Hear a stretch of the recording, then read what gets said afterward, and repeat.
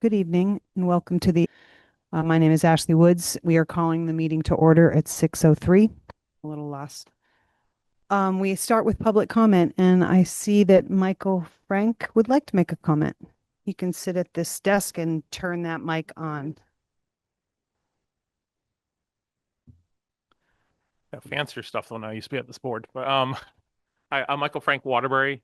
I think it was a front porch forum. Someone said talk about 70 Act 73. So I just wanted to I saw something in front porch forum. I think it's front porch forum had come to the school board to talk about opinions on Act 73. So I just ask everyone to keep as open a mind as possible about it. I know change is tough. I know transition's tough. Uncertainty is tough. Um, I think and this is beyond this board, so it's really, you know, not the board's control. Um, but equity is important, and I think we all need to look beyond our own little areas to the state as a whole and look at the different opportunities that kids get at different schools. And I think we can do a better job at it. Even within our district.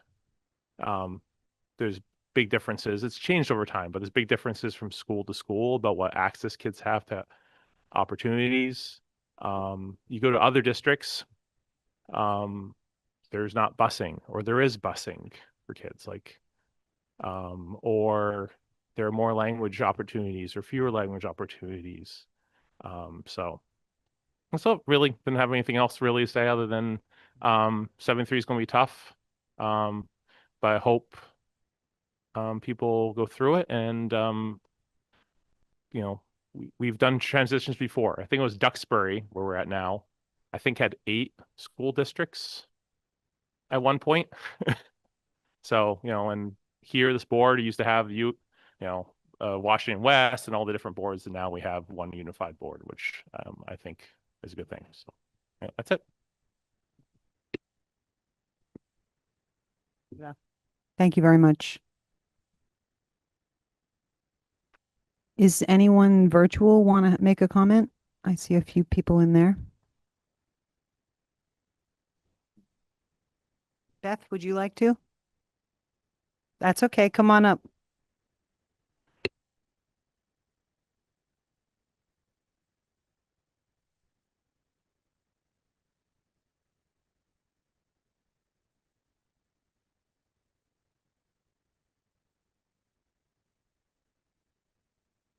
There we go. Closer to the mouth. And it's green now. That's good. Okay. Hi there. My name is Beth Gravel. I am a Harwood teacher and a Moortown parent. And I am the secretary of the HUA organization. I'm not speaking on behalf of HUA tonight. I'm speaking on myself. I try to be careful about like representing union opinions when um, as my own. And I came tonight. I know that you are going to be approving a budget to bring to the voters.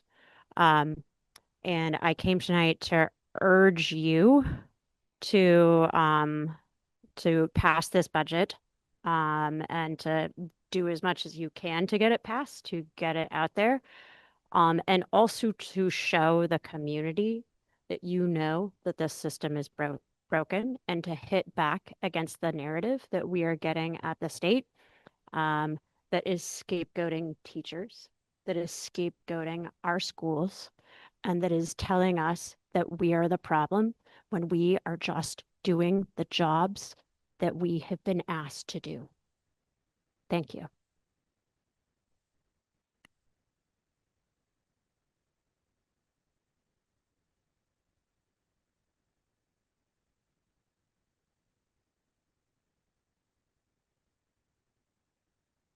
Okay, with no one else wanting to make a comment, we'll move on with the agenda. And the first item on the agenda is to approve it. Would someone like to make that motion? Emily makes the motion. I'll second it. Lang seconds. All those in favor say aye. Aye. Okay. Yes, please. Um, one comment is that I got it here. I've got is that Jonathan Young resigned last week, as you were all notified. So we are looking to replace him, which is too bad. He will be missed. He was on this board for 8 years. He was the longest standing board member, and he did a lot while he was on here. And he had a lot of um, really excellent opinions and was very student centric for the abundance of that time on this board. So I will, for one, will miss him. He's my fellow board member from Warren, and he will be hard to replace. But that does mean that his term is up. And if anybody knows anyone who's interested in coming onto the school board, we have spaces in Fayston, Warren, Moortown, and Waterbury. So we'd love to hear from people. Thank you on that. Next, we're going to have a brief-ish discussion. Oh, wait. I'm sorry, I skipped all that. I just skipped a few things there, sorry. Um, everyone read the leadership report, just basically full of our reminders um, and where we're going. Some discussion about advocacy training with Bobby and Cindy. That will be interesting. I look forward to that. And then, do we have anything from the students? What's going on in that game, Charlotte? What happened? Report it out. Harwood was just playing U32 at U32's home rink, and Harwood, we pulled ahead early. It was like 3-2, or it was 4-2 at one point, and then U32 got some fire under them and pulled ahead, ending score being 7-5 U32, which is unfortunate, but U32, we played them last year in the state championship and beat them. And now Harwood's undefeated record is no longer, but U32's still stands. So 8-1 now. And now U32 is 9-0, I think, or 8-0. But you know what? We got them. We'll see them in the championship. We'll see them there. For other things happening in the building, the new semester starts today. So anybody who had a semester class is now in a new one. Something that's coming up is the Winter Carnival, which is like a mini Spirit Week where we still have classes and everything like that, but during the ELOs of the day, there are different events. The events for this year's Winter Carnival is snow volleyball, sled bowling, cookie baking, badminton, snow ultimate, and snow softball. Um, Students who compete in these get the chance to win spirit points for, I'm too close to this, win spirit points for their grade, which all comes together at the end of the school year.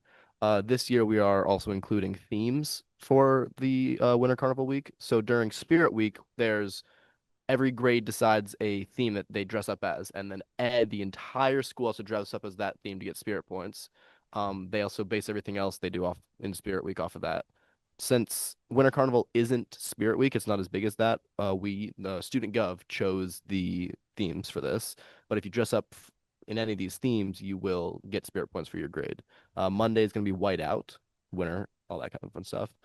Tuesday is ski day, so wear your snow pants, snow goggles, helmet. Wednesday is tropical. uh, you can see we were definitely feeling very creative this around this time. Thursday is blackout, but Harwood black and gold, so it works.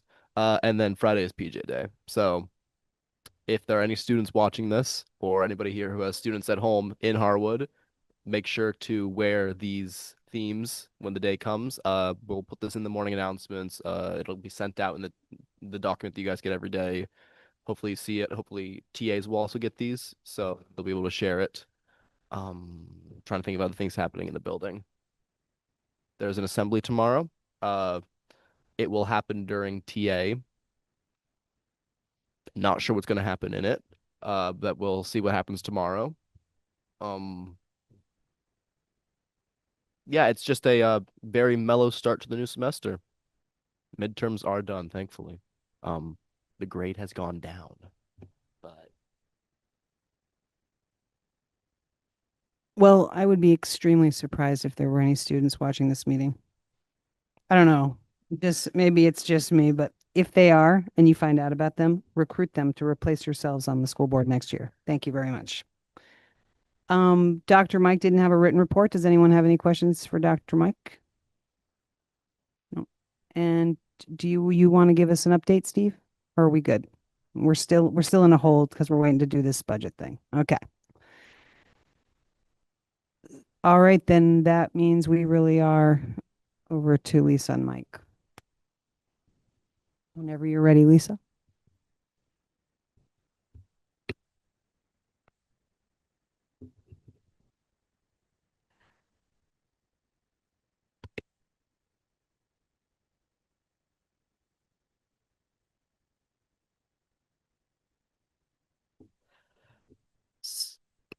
So while Mike's pulling that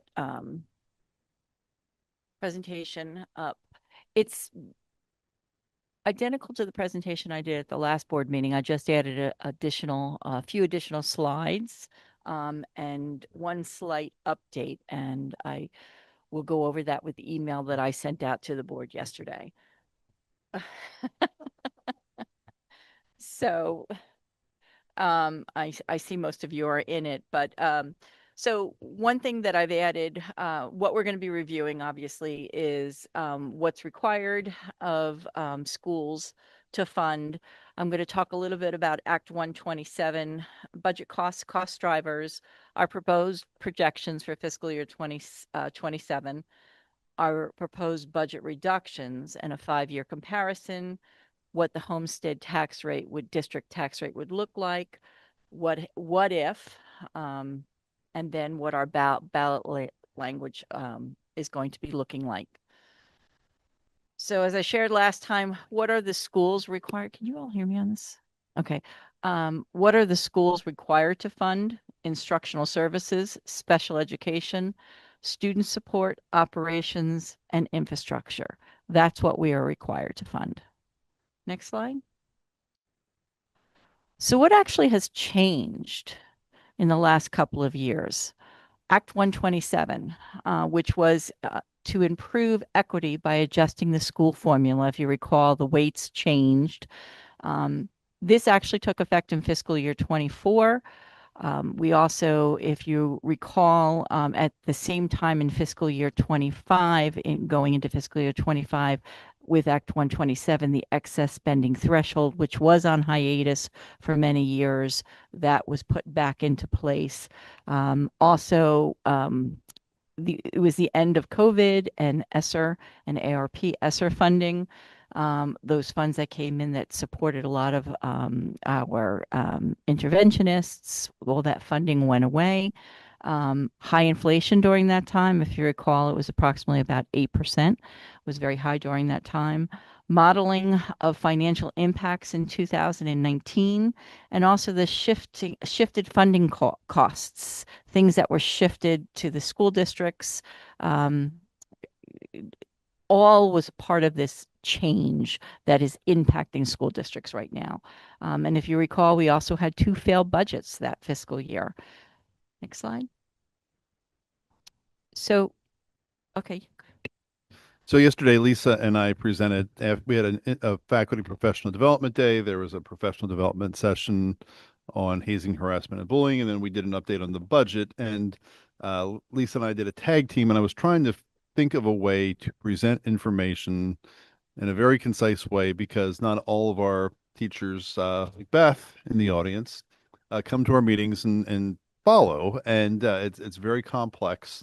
So what I did, and also I was also thinking of one of our other citizens who's sitting here in the front row, who's asked questions about the long-term weighted average daily membership, which was Act 127, and that it puts a population on our district that doesn't really exist, and it doesn't for the rest of the districts. And what has happened is, as Lisa described, there was a cost shift. So in the interest of equity, districts that were underfunded received more funding.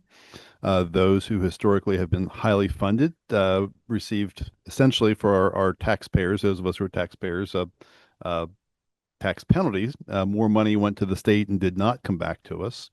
So I decided to give an example, and Lisa has helped me with this. I put the first presentation together, and surprise, surprise, the civics teacher wasn't entirely right with all the numbers exactly. So Lisa fixed the presentation for me, and I shared with her. That's why I try to stay out of her realm for the most part, because I don't always get the numbers exactly precise. But this is another district in the state, and this is just a comparison. It's not meant to uh, assign any kind of thoughts or right or wrong. It's just how things have shifted. So if you take a look at our district has 1,728 students actually sitting in seats in all of our schools. This other district has about 800 students. With the weights, and this is why we use this as an example, with the weights, this other district has a lot of need. So the state has assigned them additional weights because the research that they presented to the legislature showed that they required additional funding. So so that they are within about 600, even though they're about, we're a little larger than twice the size. We're very close when you look at the weights. And that's, if you look at all the spreadsheets from the Agency of Education, you will find our budget amounts and you will find the weights. You won't find the students on the spreadsheet that shows how many students are in the districts. So with that, Lisa put on here the budgets for both districts. Now, this is the full budget. This is not the portion that's the education cost. So there's not parts that are deducted here, but it gives you an idea what the full budgets are. And then the long-term weighted average daily membership cost per pupil, we are slightly higher than that district. So we have a higher cost, and this was from last year. Is that correct, Lisa? This is current year. So the budget from last year, this year, and we were very close to the excess spending threshold as a district.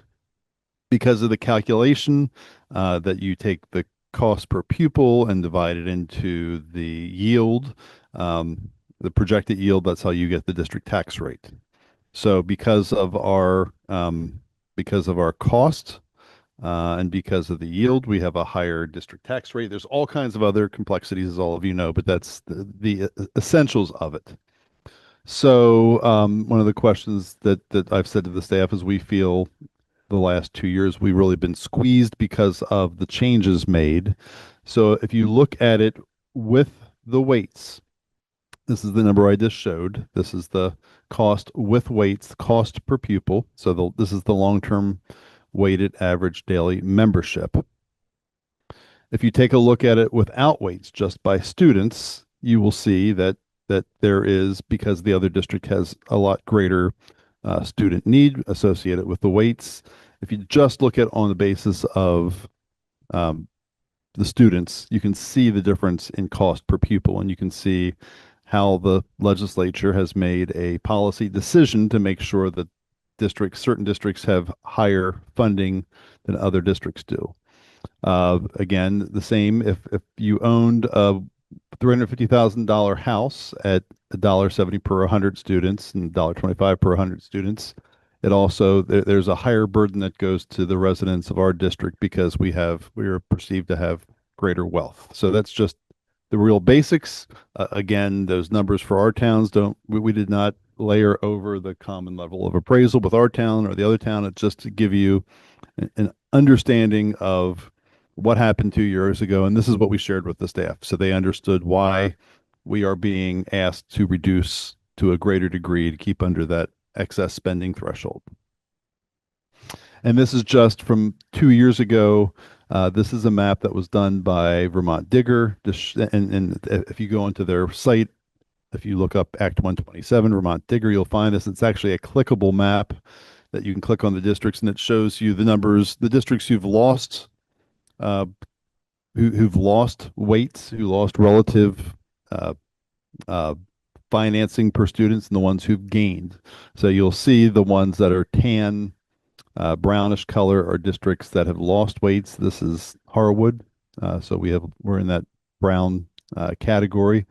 The ones that are blue or darker blue or whatever color that is, or green or teal. I'm not very good with my colors. I did not get good grades in art.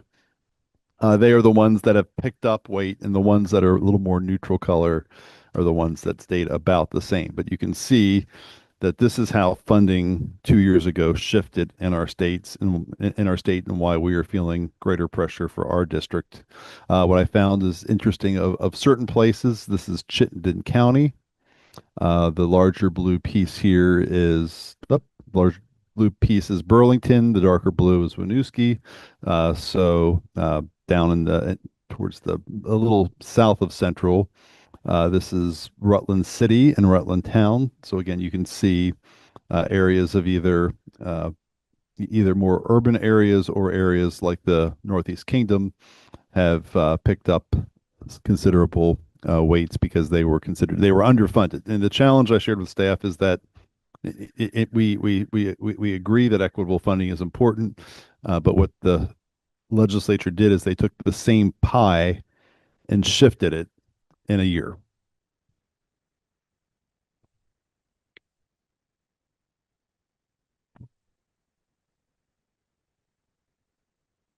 Okay, it's on. Budget costs and cost drivers. This is nothing new. It's everything I've shared with you before. But the 3.1, if with our level service budget, the primary drivers of the initial 3.1 increase. Something that's puzzled me the last couple of times I've seen this slide is why has special ed jumped up so much? You want me? My first time with these new microphones. It's a long answer. I'll try to give you a short one and happy to talk more. We statewide have seen an increase of the number of students who have qualified for special education services due to a combination of factors. I think is pretty commonly known. The needs are simply increasing for a lot of the students in our state. In addition to the number of students, the level of need has increased pretty significantly. And as the AOE report sort of pointed out, here in Vermont, we have an extremely high number of students who are fully included in our classrooms. And there is a cost to ensuring their inclusion that way. We also have one of the highest sort of percentages as a state of students who are in a separate school, which have a cost to them. Included in that cost for students who are served in other schools is a transportation cost, and we're in a bit of a transportation crisis right now. So I was just talking to Mike and Lisa today about working with some other districts to try to do some cost sharing around that in the future. And the need for some specialized services that when we're in a small state and in a relatively small district and area, we have to sometimes be creative in how we find the supports that those students need. So it's not just one thing, but it's sort of a combination of, I think those are the sort of the top cost drivers that we see right now in special education.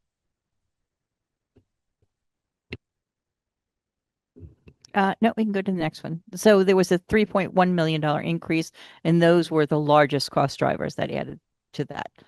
And just back up really quick, that number of 1.2 is just contractual increases for the CBAs. There are other increases, but that was the big jump there. As I shared with you, most of our budget is 73% of our budget is personnel costs. Of that personnel costs, the benefits, which is $10.9 million, 58% of that $10.9 million is healthcare. Healthcare, if you recall, we were jumping for joy that it increased 7.3%. Sad that we're jumping at 7.3%, but the last 2 years it's come down. Last year's increase was almost 12%, and the year before that was 16%. So we've had some hefty increases over the last 4 years. And of that number, you'll see it's $6.3 million of the benefit number. Next slide. So below our total above the line, again, above the line is anything salary and benefits, and then below the line is operational costs. So below the remaining 27% of our budget is operational costs, and the operational costs are a total $14.8 million. And you'll see the largest drivers of our operational costs are special education. This is all below the line operational costs. Transportation, direct instruction. That direct instruction also includes tuition that goes out to tech centers and private pre-K vendors. And then the operation and maintenance of our buildings of $2.4 million.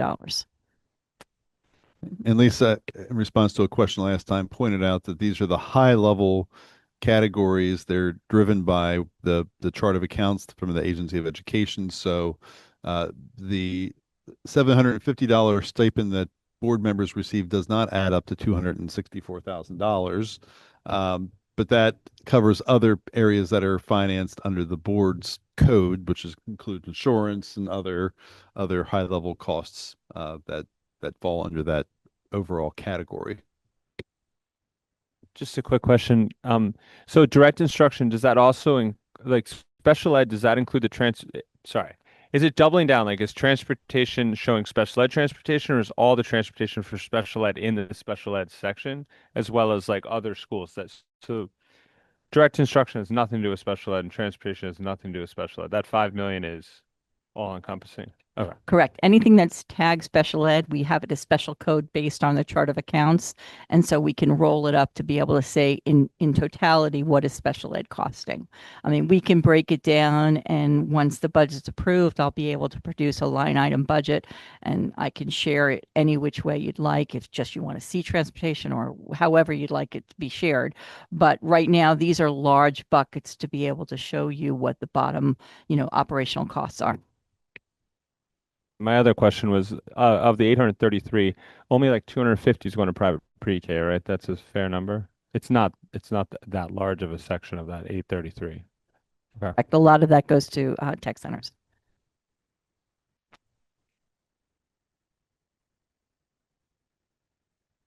Of state or to special schools, is that included in the special ed costs?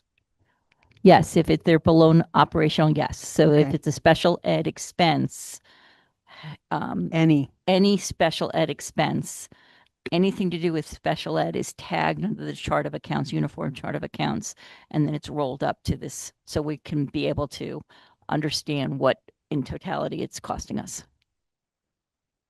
Salaries associated with special ed are a part of the salary number.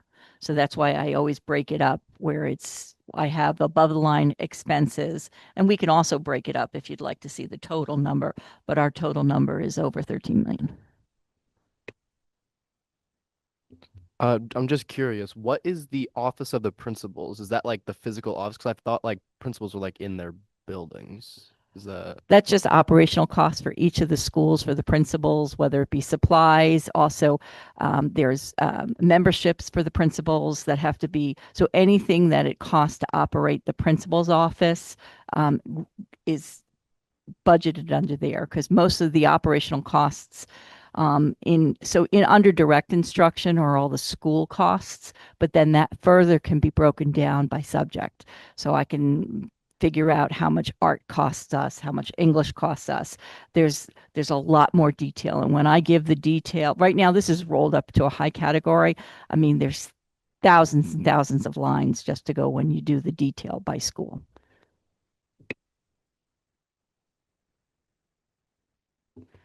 Next slide. So the top portion is our total budget. We're looking for a reduction of $1,036,194. If you include everything right now, the numbers I'm sharing with you, our total budget actually is $52.9 million, our projected expenses. We are looking at, to keep a 5.4 year-over-year increase, we'll need to reduce our budget by $1,036,000 $194. That brings us to our proposed budget for fiscal year 27 of $51,884,976. And below that number, you'll see all of the revenue that comes into the school district to be able to fund all of those expenses. And that very first line is what we've always talked about, is the educational spend, that 42.6 million. That's what we're asking the state to fund our district for our district budget. Next slide. This is just, again, a breakdown of our projected revenue and how it comes in. You know, how much money we actually get.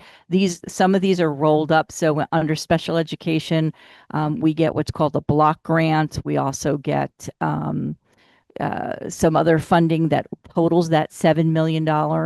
And again, when I share a line item detailed budget, you'll be able to see the breakdown of all of the revenues that go behind those numbers. Next slide.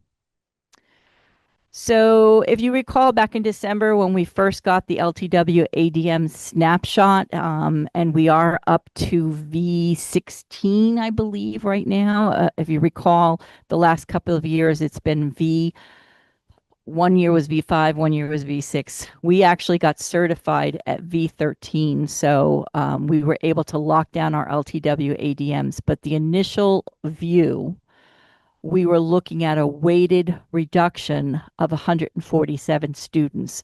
And our actual enrollment, including PK, this year, we were only down to 27 students. So that would have been a big hit for us had we not gone out and gone after that, our economically disadvantaged students. We sent out an email to our communities to be able to go out and certify. And we actually, within a 2.5-week period, we were able to bring that number up from a weighted number of 379 to 495. And we actually certified that. So as of January 5th, our LTW ADM now has only been reduced by 34 weighted head counts, which is pretty close to our 27 enrollments, less students this year. So it's pretty close. And we were comfortable and we certified that number. But you could see the impact, and why I say it's so important that we manage our data, and we actually were able to go out and have that number changed. It would have been a drastic difference if we've kept with 147 less weighted students this year. That actually, if we did, we were looking at a $2.3 million budget cut. It actually saved us the difference of $1.3 million. Next slide. This was just an example I had shared. If we were to be able to make up that difference, if we were to have 100 additional qualified students who qualified for free and reduced lunch, and if we had that for the school year by our 7 campuses, we would be able to reduce our subsidy to food service. Right now, we subsidize food service in the tune of $300,000. One of the recommended budget cuts you'll see later on is we're recommending that we reduce our food service subsidy. And what we're looking at is if we were just to increase having 100 extra students qualify and eat lunch, we then get reimbursed for the state. So when we actually click a meal for every student that picks up lunch or breakfast, we're able to click a meal count and submit that for reimbursement. We actually only get reimbursed for meals taken or eaten. I hate to say that, but eaten, served, rather than the expense of the cost of that food. So that's really important. If we were to be able to have 100 extra qualified students, it would change our number. So, and also, if we were looking at reducing our subsidy, our food service subsidy, by $50,000, we would just need to serve less than 10 lunches at each of our 7 campuses a day. to be able to extra additional students, 10 extra additional students, it's actually 8.5 additional lunches each day on each one of our 7 campuses, we could make up that 50,000 subsidy.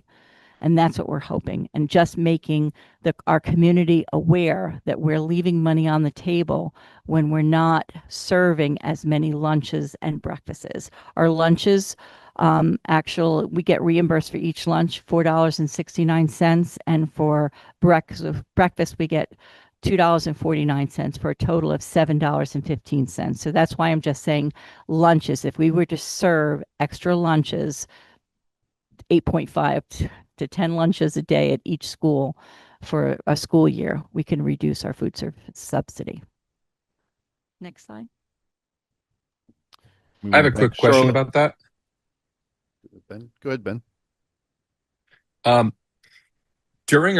know that we do like a yearly registration process, and we have parents sign up for registration of their students.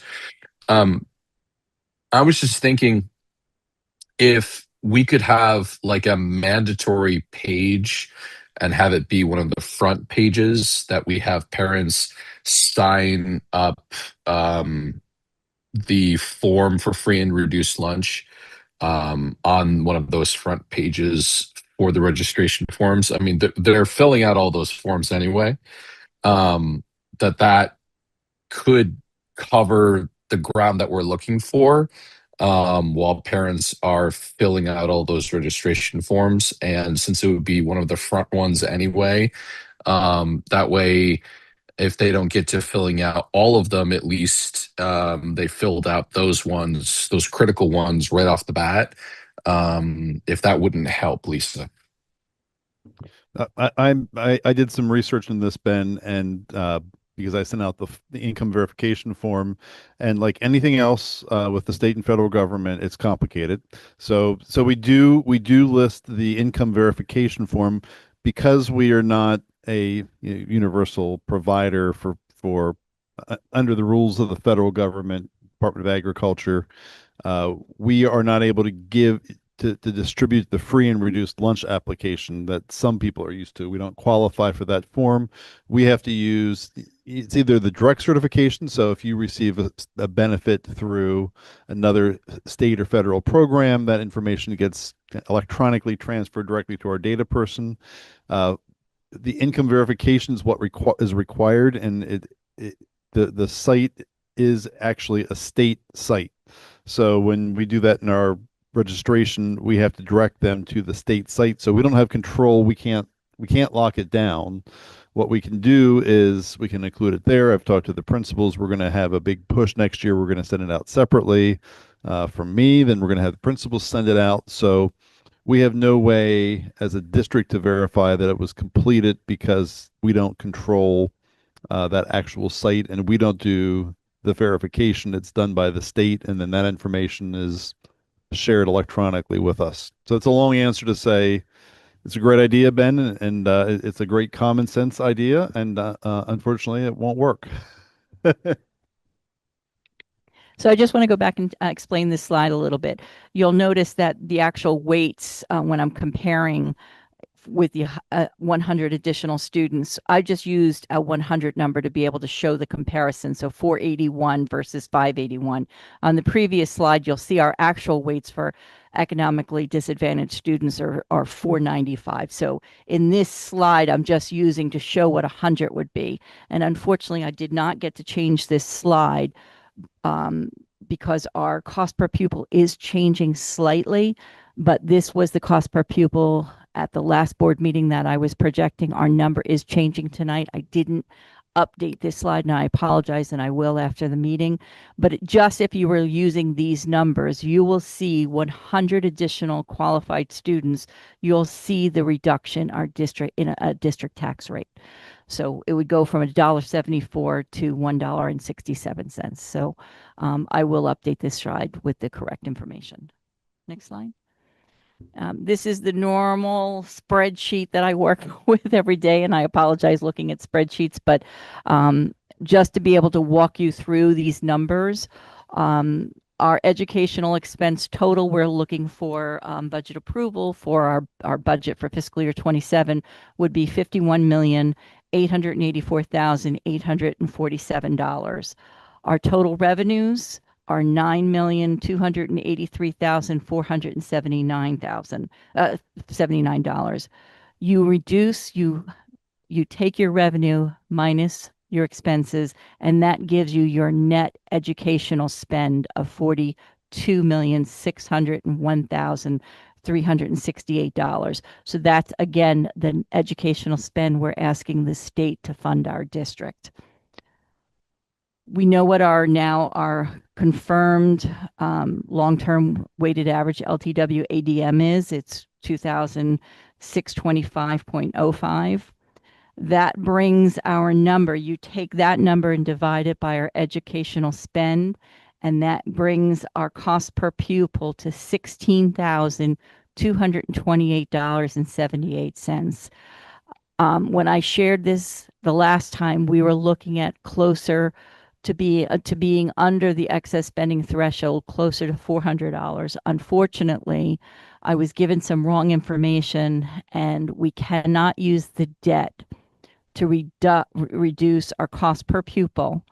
We can only use the debt to lessen the penalty if we exceed the excess spending threshold. So since we're not over the excess spending threshold, we actually are back closer to the excess spending threshold, which is $16,470. We are under the excess spending threshold by $241.22. That explains my email yesterday, and I apologize. There was some misinformation. I plugged it in an excitement, and unfortunately, when I went out and just double checked it again, I got several different answers. And I have been able to verify it now with the right person and be able to say we cannot use the debt. So we're back up to $16,228.78, but we are not exceeding the excess spending threshold. And that was our ultimate goal.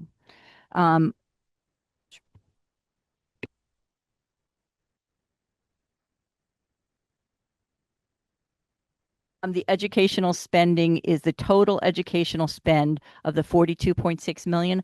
That's our total. And we take that long-term weighted average and divide it by that to get our cost per pupil. And that's what we're actually asking the state to fund. So if you recall, we've always shared, I don't have the most recent numbers, but back in 2023, we actually, our towns raise more money than we actually need, and we are able to retain 84 cents of that dollar, and the remaining 16 cents goes to other school districts. Those were the numbers back in 2003. I don't have the updated numbers. I'll have to do some research and get the updated numbers. Right now, this projection is based on the December 1st tax letter with the yield of 8,849. I have not heard any information on an updated projected yield yet, especially with the governor's state of address of additional funding, influx of one-time funding going in. So we'll have to wait to see. But I am still using this because I've been given no additional or updated information. And remember, the numbers I always present is a snapshot in time. So as of today, we have not been notified to adjust the yield. So in looking and using that yield, we still are counting in our district taxing capacity discount with the state adjustment. We get 0.69 cents off. That brings our homestead district tax rate to $1.76, which would be a 3.7% increase over last year's. Next slide.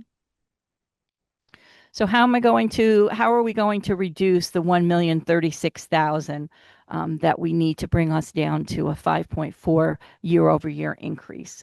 We are looking at $240,000 district-wide savings reductions that do not directly impact any students. It's basically central office operations. $224,588 would be a cost savings if we were to we're creating the preschool hub centers based on our enrollment projections that we presented several meetings ago. We're creating preschool hubs. $136,617 would be a reduction in the vacant administrative position here at the high school that has remained vacant this year. We would take that off the books. $131,105 in technology support and hardware. $124,015 in salary vacancy factor. I budget for vacancies that I need to fill. I wager that salary vacancy factor because we don't always fill all those vacancies as of September 1st. So I wager some of those vacancies, and we have vacancies every year. We have a need for IAs. Unfortunately, we don't fill them. We have a turnover. So I'm using my salary vacancy factor to get us through this year. 50,000, as I mentioned earlier, a reduction in our food service subsidy. This would not be directly impacting what we purchase or change in food. We were just making our community aware and getting the word out to be able to get more lunches and breakfasts served. We'll have more money coming back in reimbursements. And so we will be able to hopefully reduce our food service subsidy. $30,000 in stipend expenses we would be reducing. And then we'd also be looking at further reduction in athletics and extracurricular activities. And we're still working on to determine that number. Next slide. This is a 5-year budget comparison year over year. If you'll see a trailing 4-year average for our budget, is a 5.06% increase. And this year we're looking at a 5.43% increase. So we're pretty close. And if you look at our inflation, as I mentioned earlier, in 23, our inflation was 8%. 25, it was fiscal year 24-25, it was 4.1. Current year is 2.3, and next year is projected to be at 2.8%. Next slide.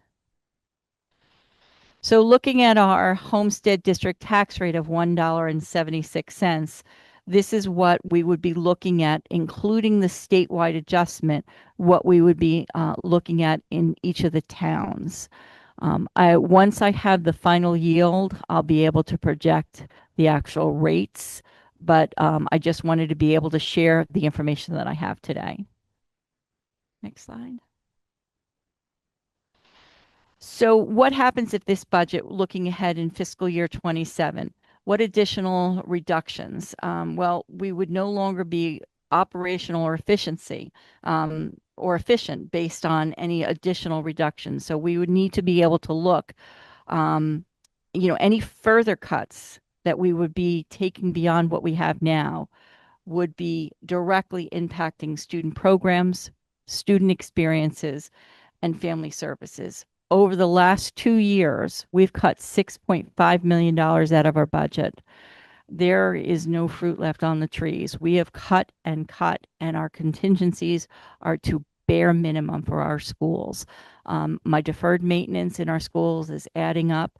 There is nothing really left to cut. And we are looking at then next student programming, student experiences, and family services. Next slide. These are just examples of what could happen if this budget were not to pass.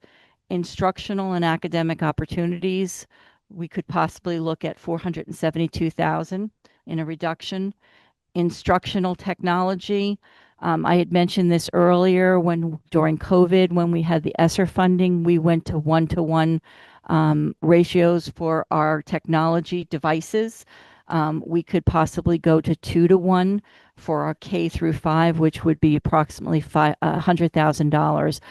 And those devices every 3 to 5 years need to be, actually 5 years, I believe it is, that need to be evergreened. And now we're coming to that point where we need to start replacing those devices. So this could be what would happen. We would be going from a 2-to-1 to a 1-to-1 to a 2-to-1. And then we'd also be looking at student activities, an additional reduction in student activities. Next slide.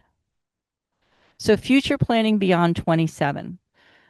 We would need to discuss pre-K operations and financing, the legislative, possible middle school structure.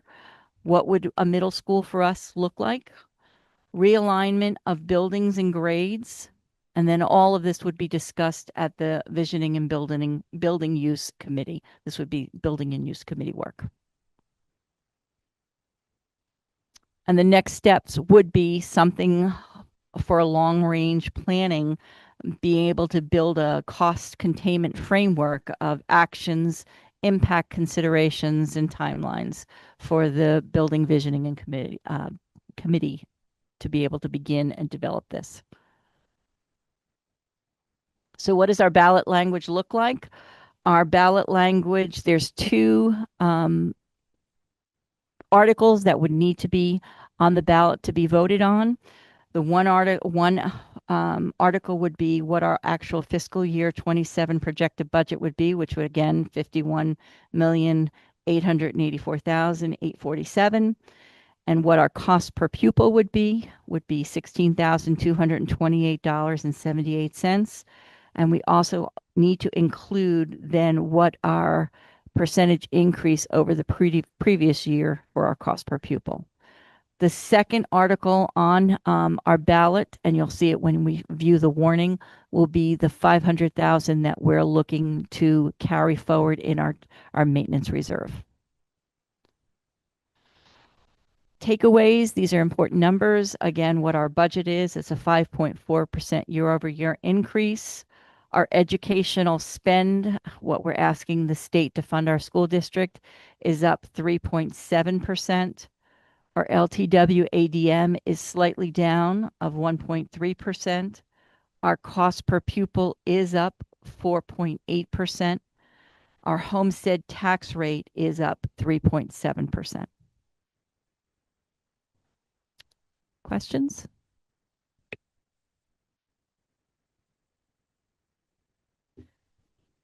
Just wanting to clarify a couple of things in generally, so for people listening from home. I mean, when we talk about future planning and consolidation, there's a price tag with that because no buildings would have to be changed. I mean, this would be true throughout the state.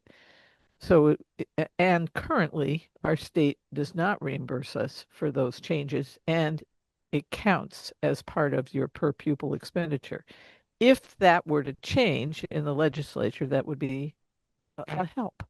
Because right now we're talking about consolidating schools, and based on what the governor talked about yesterday and in his State of the State, he doesn't make reference to the fact that there's a cost involved with consolidation. And I just want to make sure that we understand that. Yes, and then any new debt is absolutely included in your cost per pupil. Mm-hmm.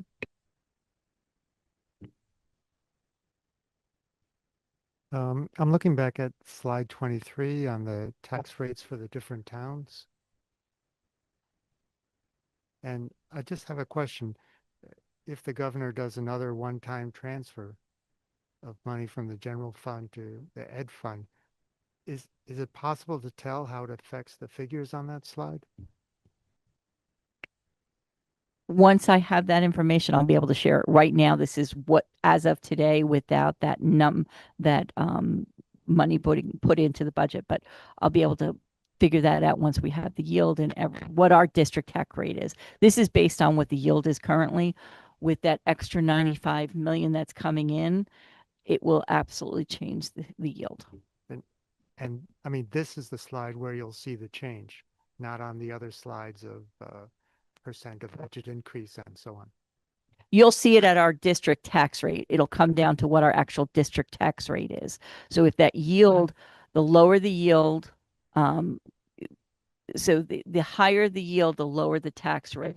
The lower the yield, the higher the tax rate. So right now, if you recall, the yield last year, do you remember it actually ended up being closer to 10% in the end, and that's where then the discount in the taxes, property taxes came in, and we originally started out much lower. So the higher the yield, the lower the tax rate.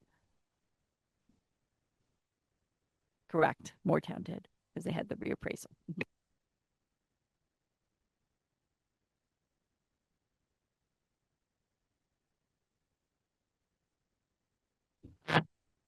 Is this the last year of the tax incapacity discount, or does that continue beyond? We have one more year after this.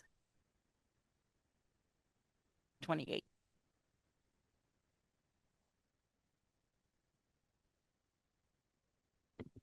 I was curious just why on the ballot language there's no place to show the actual budget increase rather than the LTWADM increase. Like, So it's all driven by statute.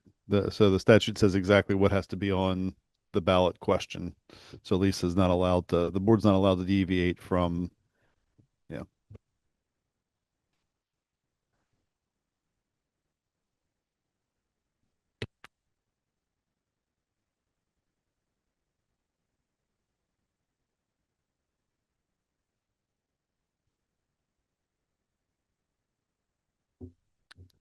Ben, you don't have any questions, do you? Or yells? No, ma'am. Thank you. All right, so if no one has any questions, we will move on to our action items. Oh, I thought that was, oh, that's it. Sorry. Go ahead. Official warning. This paperwork. I thought we Sorry. Right now that I have draft on this, but I have a unwatermarked printed out copy ready to go for this evening, but until it's approved, it still says draft. So we are looking at, this is the warning for our informational meeting, and which is March 2nd and March 3rd is the vote. We're looking at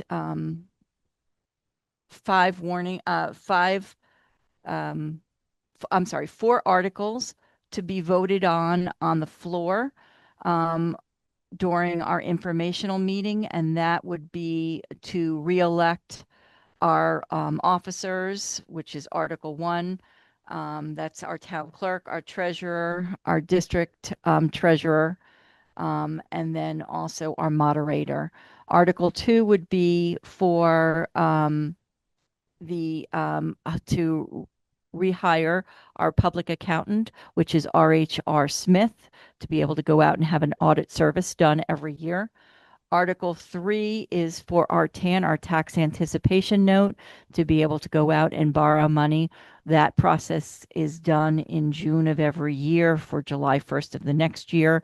Remember, we need to borrow money because of the property taxes all don't come up front, and to be able to make our payroll, we need that cash flow to make our payroll. Article 4 is actually something that we've added on to this as a reminder that we are no longer, which is a cost savings for us, actually printing our annual report. We are only printing it for anybody that requests a printed copy. It's actually going to be online, and we're sending out a postcard to let everybody know it's online and they can request printed copies. So we're not wasting dollars to be able to print copies and have available. But any requests we certainly will take care of and print. What's going to be the ballot questions, which I mentioned earlier, which is Article 5 and Article 6, is again what our budget is, our cost per pupil, and then the year-over-year cost increase for our cost per pupil. And Article 6 is requesting that we carry the $500,000 over into our maintenance reserve. Any questions? No.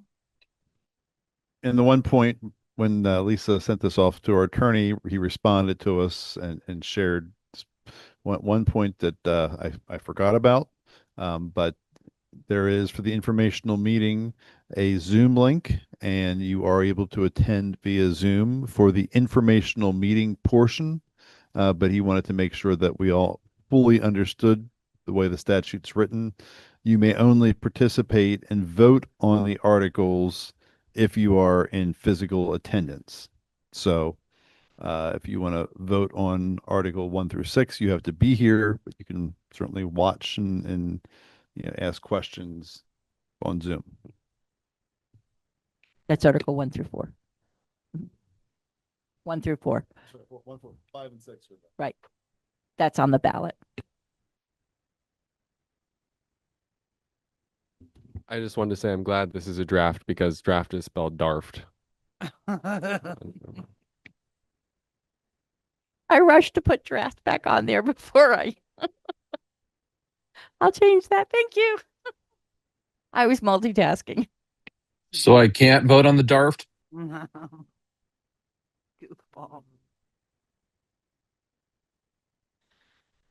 Okay. That little polling places thing's a little wonky too.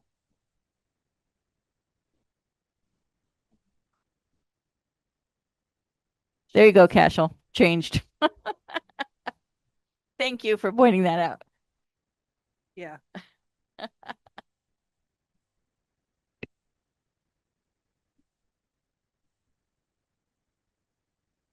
Any other questions? Okay. Any more questions?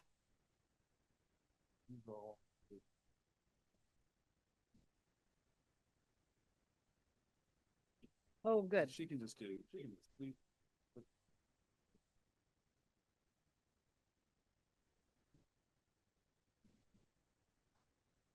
Oh, no.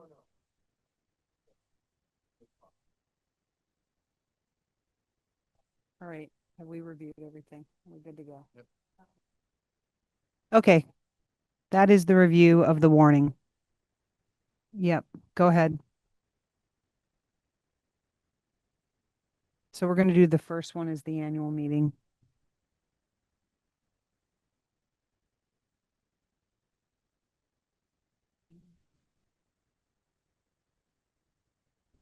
We are just bringing up our tally sheets.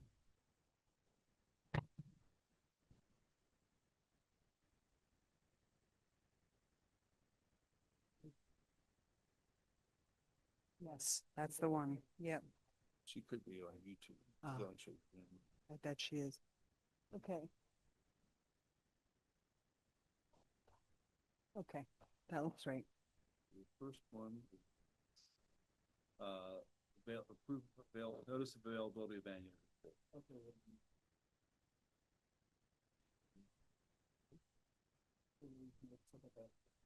That's her first one. Okay. Lang, why don't you read the Read the proposed motion? motion? Yes. I propose a motion to approve the HUUSD notice of availability of the annual report. Is there a second? Second from JB. All those in favor say aye. Aye. Okay, that was opposed. Okay, that passes unanimously. All right, then the next one is the annual meeting warning. Votes or abstentions. Yeah, approve warn the budget for town meeting.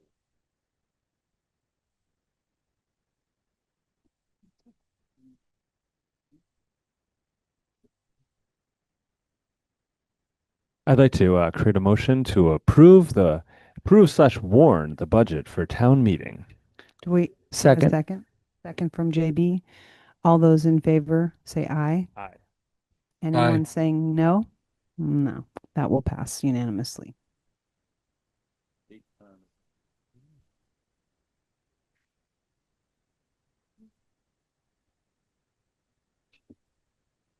I would like to now raise a motion to approve the date and time as well as the location of the annual meeting. Second from JB. All those in favor say aye. Aye. Aye. Anyone opposed? No. Okay, that will also pass unanimously.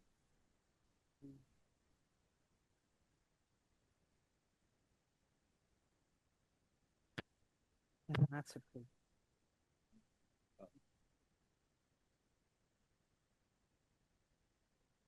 Annual meeting. Second one. Right. Okay. Authorize the annual meeting. There we go.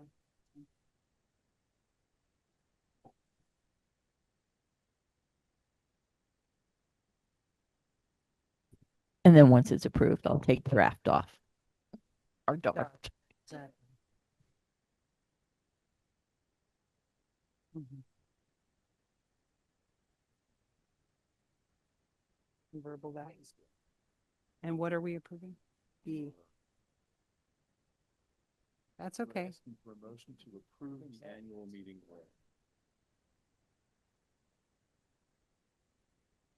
I would like a motion, Lang. Okay. Approve the meeting warning. I will make a motion to approve the annual meeting. Second. Rob seconds and so does Ben. All those in favor say aye. Aye. Okay. Is that all of them? Except for the consent. Now we have accept retirement, authorize superintendent to accept retirements. Oh, yes. Get this one, Jay. Go ahead, new guy. Get ready. I'd like to create a motion.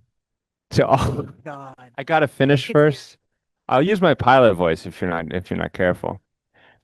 Authorize the superintendent and finance director to accept retirements of 2 teachers with 30+ years of service per Article 17.4 early retirement incentive of the collective bargaining agreement between HUUSD and HUEA.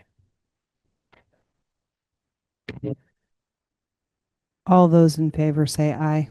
Aye. Just ignore. I will now change draft to remove draft on the warning.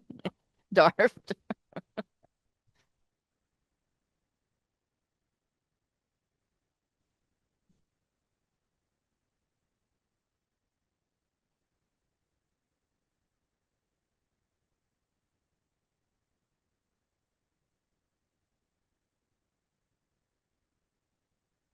For what? It's in the warning.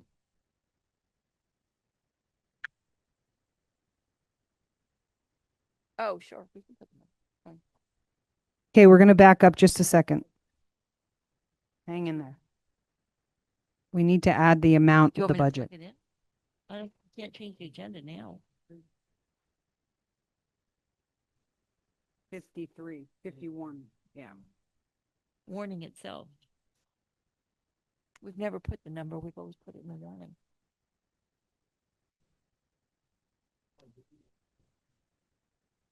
Yeah. We did.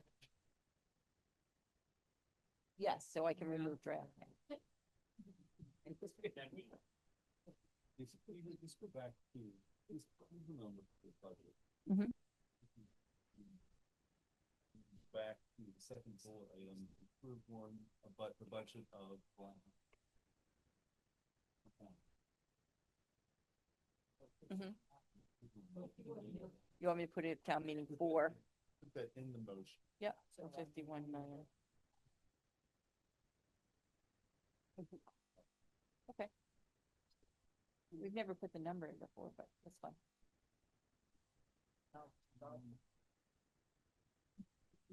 51,000,000, 884, 847.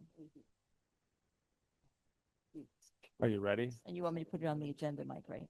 You got it? So I would ask for a friendly amendment to the number. Okay. We've gotten a little input. We're going to make a friendly amendment to number 2, and we're going to add the number of the warned amount of the budget, which is. I would like to rewarn a motion to approve and warn the budget for town meeting in the amount of $51,884,847. Second. All those in favor? Aye. Aye.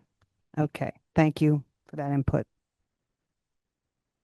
All right. Bobby has a comment. Go ahead. I just want to thank Lisa and Mike, but Lisa especially because I really do think you do walk on water, and it is, you've done an exceptional job this year and doing, and you and Mike and all of us, but really trying to, do the best you can with what we have, and it's not easy. Here, here. Yep. I second that.